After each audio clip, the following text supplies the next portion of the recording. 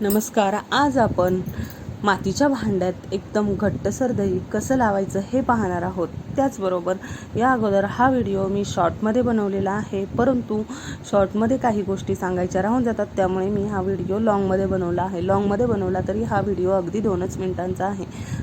तर मातीच्या भांड्यात दही करण्यासाठी सुरुवातीला दूध छान तापवून घ्यायचं आहे. दूध तापवताना त्याची 5-5 मिनिटाने हलवून साई मोडून घ्यायची आहे. साई मोडल्यानंतर ते अगदी 10 मिनिट मीडियम गॅसवरती उकळत ठेवायचं आहे आणि थोडंसं पातेलं मोठं घ्यायचं आहे दूध उकळण्यासाठी, म्हणजे दूध उतू जाणार नाही. अशा पद्धतीने दूध छान उकळल्यानंतर ते थंड होऊ द्यायचं आहे. फक्त बोटाला थोडासा गरम चटका बसेल अशा पद्धतीने ते कोमट ठेवायचं आहे. बाकी दूध उकळून थंड करायचं आहे. ही प्रोसेस लक्षात ठेवा. त्यानंतर हे मातीचं भांडं आहे ते आपण स्वच्छ तयार करून घेतलेलं आहे.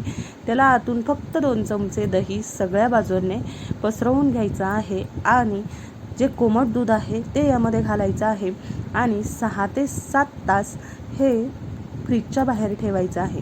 तर तुम्ही पाहू शकता फ्रीजच्या बाहेरच हे दही एवढं घट्टसर असं तयार झालं आहे. अगदी भांडं आडवं केलं तरीही त्यातून दही बाहेर येत नाही. तर अशा पद्धतीने एकदम चाकूने कापता येईल अशा पद्धतीने घट्टसर दही आपलं तयार होतं. तुम्ही अशा पद्धतीने दही नक्की करून बघा. त्याचबरोबर हे मातीचं भांडं बाजारात अगदी स्वस्त असं मिळतं. 100 रुपयापर्यंत हे सहज मिळून जातं. त्याचबरोबर ज्या त्या ठिकाणच्या बाजारभावाप्रमाणे हे याचे रेट कमी जास्त असू शकतील.